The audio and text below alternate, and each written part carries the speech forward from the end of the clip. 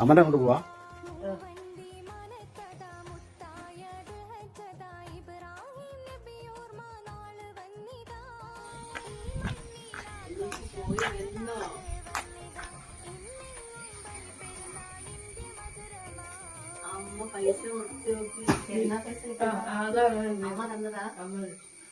എന്തിനാ വാങ്ങിയത്? അമ്മ കൊടുത്ത. അമ്മ എല്ലാ പെരുന്നാൾക്ക് എനിക്ക് പെരുന്നാൾ പൈസ അയക്കാ.